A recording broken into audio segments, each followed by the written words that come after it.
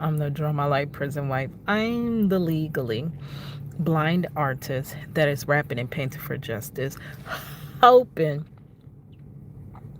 because you got to hold your breath for justice, to see justice before all face to black. Yes, his your girl Cadillac. Anyways, guys, I'm coming through. Actually, it is 3 minutes to November the 15th, 2025. Girl, just getting out of work, thank God. Hoping that I get some things done and accomplished. But I'm about to the point where I'm just gonna just do what I can do. Like, I'm so sick of doing this rat race thing, trying to, like, having these big goals and, like, achieving this much of the big goal. Like, I'm just to the point where I just want to just whatever I get done, I do. Whatever happens, happens. Whatever don't. Like, in that moment of just accepting and just, getting through life or whatever. Because I think all these aspirations and stuff, ugh, they know they make it harder and harder to achieve them. So at this point, I just heard Paperwork Party. He was talking about, I'm watching that over there where he's talking about D'Angelo. And he was saying that truth tellers on white and everywhere else, he was talking about he reached over 1 million something views, but on his other channel he did it so much quicker, and he used to have that like instantly. And he was like, try being a truth teller. When you become a truth teller, they will SHAW, wait, sorry, SHADOWBANU. They definitely will. You will get, I just said that yesterday in my video. I was talking about that. No matter what, like, no matter how I am allegedly suppressed, no matter how I am blocked, and how my story is being basically suppressed so that you can't hear it allegedly, because let's face it, if I really did have a voice, this would be something of the past. My husband would be home with me, and probably other people would be home allegedly. But they make it so incredibly difficult and almost impossible. It's not completely impossible because it does happen, but it's such a small percentage that it could happen, because they make it so difficult to,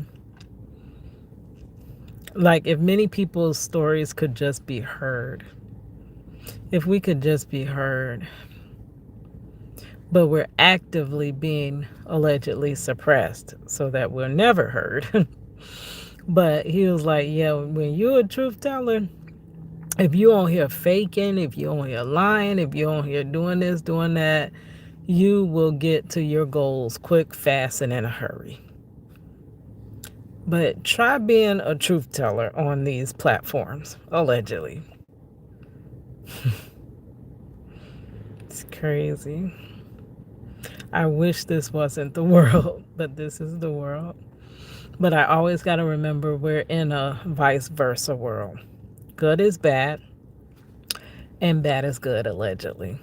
If heaven was hell and vice versa, if I told you go to heaven, would you say I cursed you?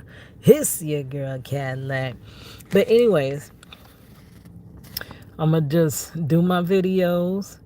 I guess because this is my contribution, whether my contribution is making any waves, any splash, or any little ringlets in the ocean of injustice. It's not even doing those little rings when you throw a rock. But I guess I still have to, Yeah, still got to do it because that's my part, right? Um, so the thought that I came up with as I was working tonight, it wasn't that easy to get through work tonight. My body is so still. I think it's probably the weather because I do have arthritis in my neck and my hands, and my body just feels so like stiff. Like I can barely bend and move. So I was kind of dragging around like the floor, like I sweep, I bust tables. It's times I can move quickly and, really be getting it. But then it's times that my body just feels like it don't even want to move. And then I all of a sudden got a headache, which my headache stemmed from my occipital area. That is where I had my slip and fall. That's where my head slapped the ground and bounced.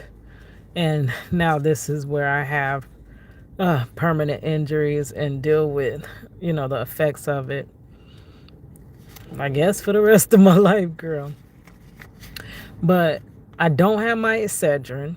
I was hoping to get off work early because I was going to slot. Nothing gets rid of my headaches except for Excedrin. When I have those headaches starting back there in my neck area.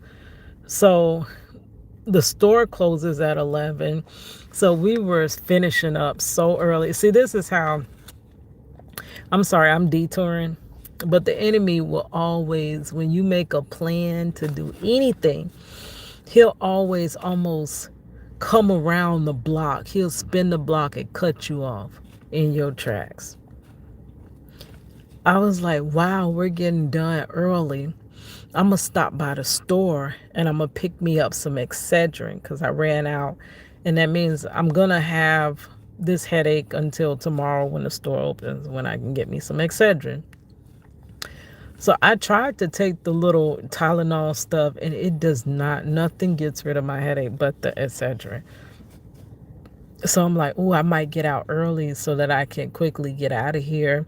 I was even willing to not record my video because y'all know I always stop, record my video, and at least get that in. Like it's a non-negotiable. I'm going to do my videos. I'm going to do my content. And soon my art is going to be a non-negotiable. As soon as I could get that like part of my routine. Because most of my life I just run on routines and stuff, right? So I'm like, I'm going to get out of here and get my Excedrin. That's when the manager, they never do this, sends me in the back to help with dishes, to help dry dishes. Okay, I dried the part that I was supposed to. And then he sends me back there. We're almost done. Everybody's about to go home. And how about everybody did go home before me? And when I seen that it reached 10:30, I was like, yeah, there's no way I'll be able to get out of here to get my Excedrin. So at this point, I'll just stay here and finish drying these dishes. But the moment I got that excitement that I could, get home early so I can get rid of this headache, had another thing coming. They're going to give me a task that I've never had to do before, just like the time when it was my granddaughter's birthday and I was working on decorations and needing to get out early so that I could finish the decorations, sit up all night. And that's the one night, and they never did it again. They only did it that night. They needed me to go help the kitchen close after I closed. I'm like, they never do this. And they never did it again. It was just to obstruct me. So the enemy always tries to obstruct me. And it used to really irritate me and get under my skin, but I no longer allow it to bother me. You kind of expect the enemy to play the same plays he's always played. Like, oh, okay, I knew you would do that, But, getting off topic a little bit, but it is kind of, y'all follow me through my life and my struggles and stuff like that. So I guess it does fit. So as I'm slowly moving, through the work day, I came up with this thought, and I quickly needed to find some paper and pencil. Got me a little Post-it. Yes, yeah, I remember I used to love my receipt paper, but I can't always get over to the register at the place I'm at now. But at Walmart, when I worked there, girl, I kept that receipt paper. But the thought, because I have to quickly write the thought down, or I would never have this thought again. Which, sidetrack again, I did not know. Y'all know how I said I was learning a lot about ADHD. I didn't know that's considered a sign of ADHD, that people with ADHD don't do that. Like they write on little pieces of paper, and it was this guy. You have to write it down because you have a trillion thoughts hitting your mind at one time. And it's almost like a rotation. The thought might come back around, but if you don't write it down, then you have the possibility of losing it, because before that thought can clear your mind, it's a whole nother thought. So I always usually try to walk around writing stuff like in my on a receipt paper or whatever. I write in my hand, the palm of my hand. People be looking at me like, girl, why you writing in your hand? Can't you just put that on your phone? And I'm like, girl, that phone stuff don't work for me. That phone organization does not work with my mind. But writing something down, but they were saying, and you have all these little slithers of paper everywhere. And then you find it like 30 days to a year later, and you're like, oh, yeah, that was a nice idea. I am guilty of that. Girl, I'm so guilty of that. But I think part of my downfalls are what make my creativity so brilliant. Like if you did fix those bad things about me, would I still be that artist? Because it's a bunch of artists that have those same issues like crazy. But anyway, so this is one thought that just hit me. It says, many of our cases were not judged by the merits of the case, but those that ruled over us unjustly will have to stand before, because they think they got away, the judge of all judges. Yes, the Most High. They got to answer, right? And I was thinking, because it was one of the, I don't know what video I seen it on, but they were saying, like, these people that so-called uphold justice, how do they live with themselves?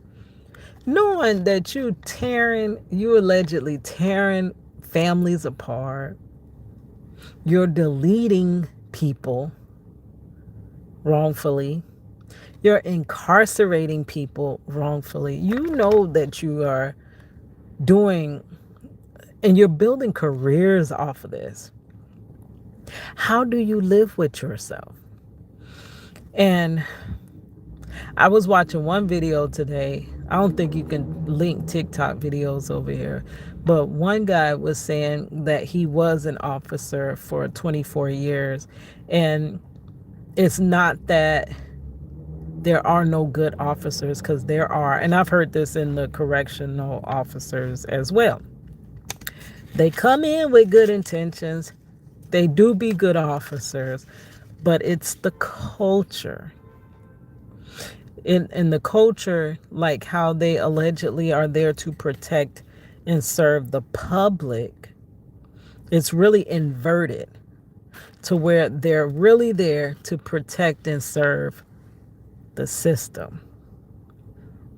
So they're protecting, serving, and upholding each other. Each part works together. If an officer wrongfully arrests somebody, baby, they gonna follow that through. Most times, 9 times out of 10, they gonna follow that through. And then the prosecutor is gonna get it. I did a video about that, by the process going hand to hand of how a case can be tainted. So it's gonna be tainted right there. Then the prosecutor gonna do his tainting right there, and then all the way in the end, the judge allegedly is just gonna uphold it. They taint it with the process of picking juries. Allegedly, that is all like manipulated around, allegedly. So, how could they really think they're going to get justice out of so much manipulation, allegedly? But how do they live with themselves? And he was saying that most are really good, but then it's like you kind of gotta go along to get along. And if you want to move up, if you want to just have your job, you're gonna just have to do what you're ordered to do, allegedly. But I always wondered that. Like these, and especially like a judge, you've changed so many people's lives. And I don't know if it was for the positive. And then you go golfing, you have your fancy vacations, you live in your nice house. Lawyers, oh my gosh, allegedly lawyers too. Nice cars and fancy restaurants. But you got all of that off of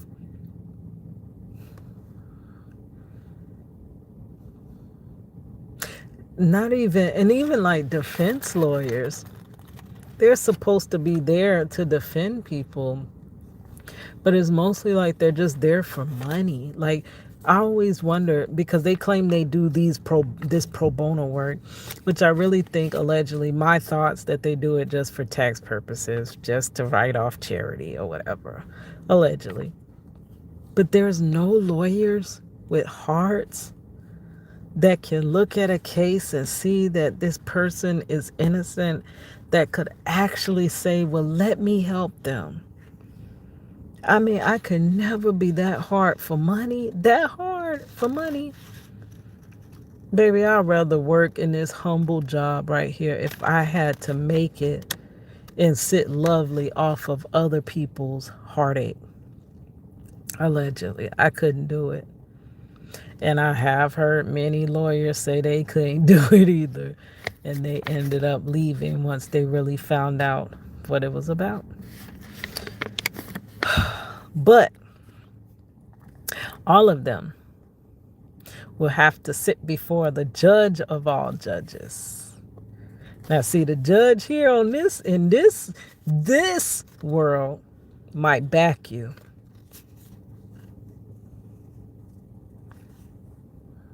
But how is the Most High going to see the judgment you passed on others? And things have a way of the same justice you deprive someone of being deprived of you. It doesn't happen right away, and it doesn't always happen in the same way. But that's going to be a price you might can't pay, allegedly. So, to go back a little bit, they judge the case not by its merits. You know, my husband's case was not judged by the merits of the case. You're supposed to judge the case by the evidence or the lack thereof. That's it. And if the case has not provided enough evidence beyond a reasonable doubt that you believe the person is guilty, you are to not convict. Because the way it's set up, they would rather let a guilty person walk free than to have any innocent person in prison for a crime they did not commit. Now, that's in theory, but in practice, it's completely the opposite. They don't mind allegedly locking up innocent people. And that's why I wish innocent people would listen to me and would understand that this is true. Like I seen a comment, why do we have to worry ourselves? Well, an innocent person doesn't ever worry about going to prison. Well, baby, you should. You should. That is one of your worries that you should have. Because you can easily, as an innocent person, end up in prison. Don't think the evidence has to align. They will produce that evidence. And you'll be trying to figure out how in the jail they did that because you know you ain't did it. But it will align allegedly and they can convict you.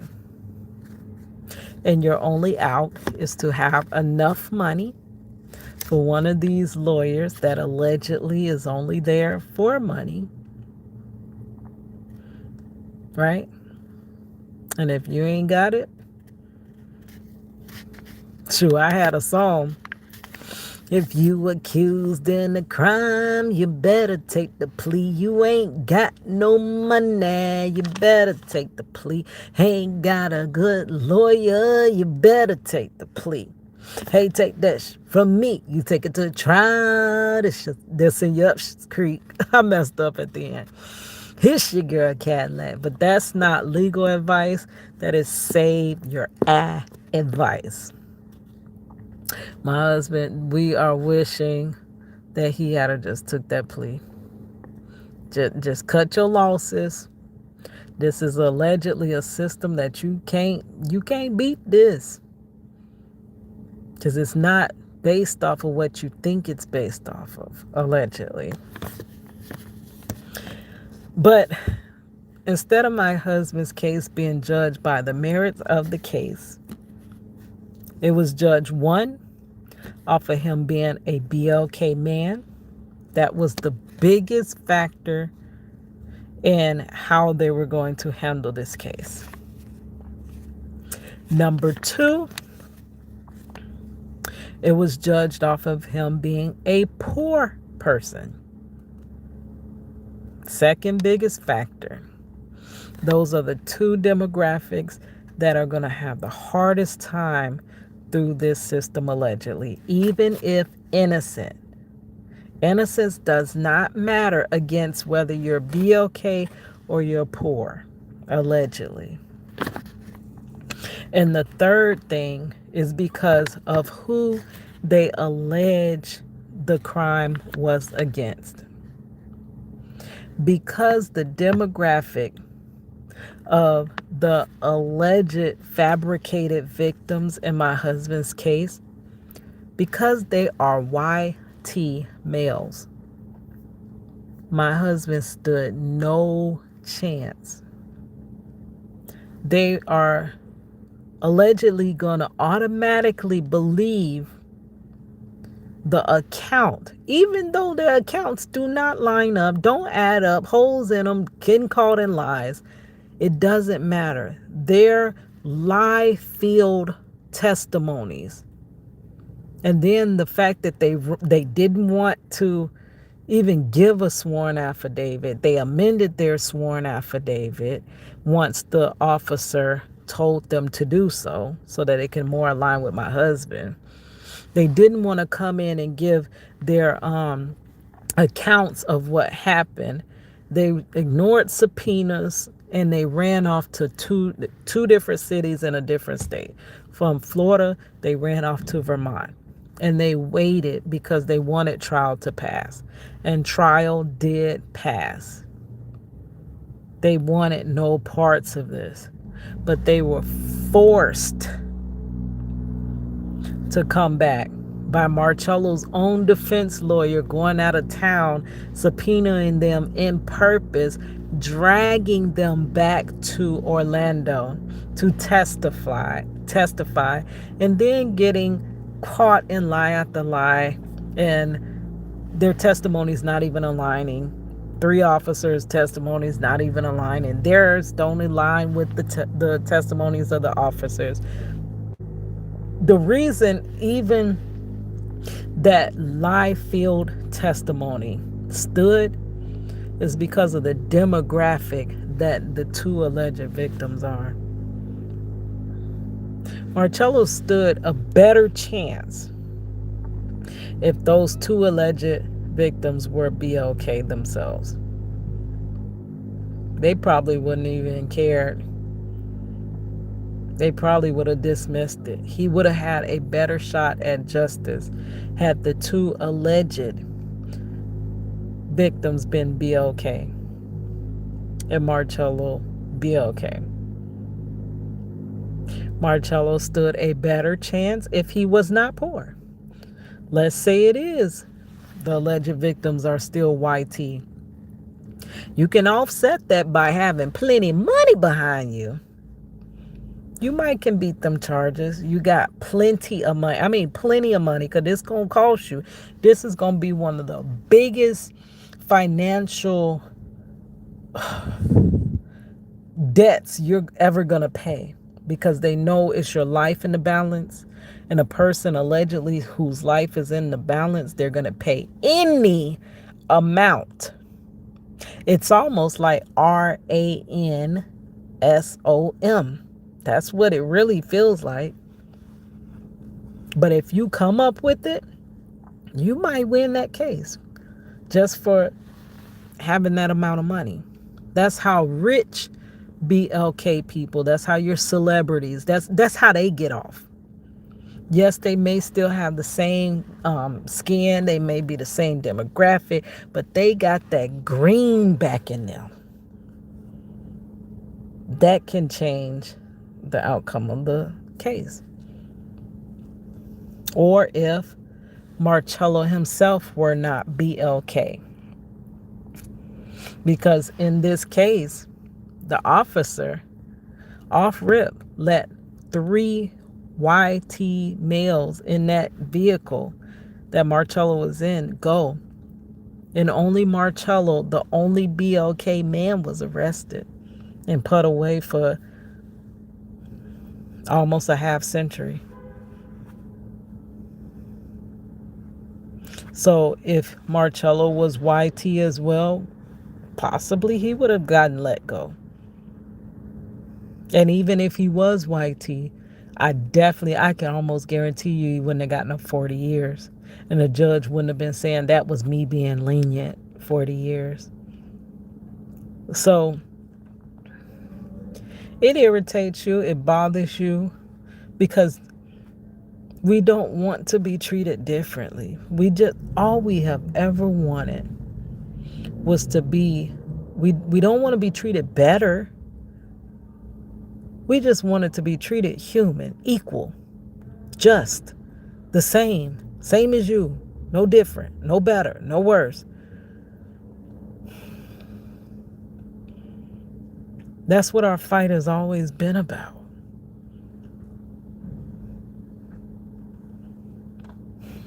But yeah, it really does get under your skin, because it's like, you wouldn't want to be treated the way we're treated. You really wouldn't. And that's why you gaslight, because you want to feel like you are being treated the same. And we're really not being treated worse. So therefore, we're just complaining. We're just playing victim. But if you ever had to consider it the way it actually is, the factors being the actual real factors, not these fabricated factors, then you would have to see the injustice. And you never really want to see it. It's just so, I don't know. But I guess in the end, all of this, even those quiet supporters, those flying monkeys to the system, all of them allegedly are going to have to pay account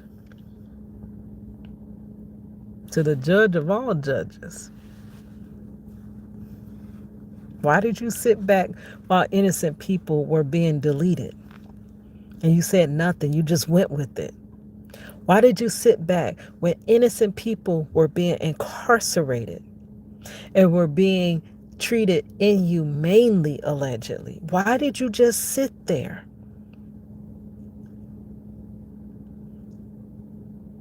And they did some of this stuff in my name. They said they was doing it in my name. That you know that wasn't in my name. You know me. You should know me. You know that's not my character. All right, guys. I'm going to go. I got to probably just go stretch and stuff, and know that headache ain't going to go away, so I might just go straight to sleep. Unless my granddaughter's up, then I might be up for a while. But I'm probably just going to call it an early night.